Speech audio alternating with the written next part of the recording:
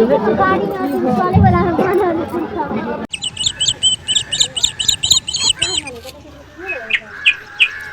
जी, क्या दिखाने वाली हो फ्रेंड को? हेलो गाइस, स्वागत है हमारे ब्लॉग पे। हमें आशा नहीं पूरा विश्वास है आप लोग स्वस्थ होंगे, मस्त होंगे, अपने अपने कामों में व्यस्त होंगे। तो क्या जी, क्या दिखाने वाली हो? आज हमारे गांव में चूहरमल का पूजा है। हाँ तो दोस्तों, आज हमारे गांव में चूहरमल, बाबा चूहरमल का पूजा है। आप लोग को ब्लॉग के माध्यम से दिखाया जा रहा है बाबा चूहरमल का पूजा कैसे हमारे मिथिलांचल में किया जाता है। उसमें 2 भेड़ा भी कटने वाला है। अच्छा, तो दोस्तों 2 भेड़ा भी इसी पूजा में चढ़ने वाला है।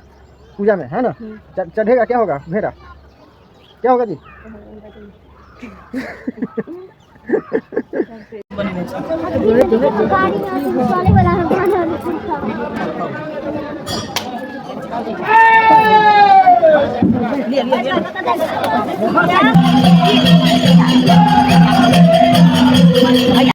हाँ तो गाइस, यही भेड़ा अभी चढ़ने वाला है।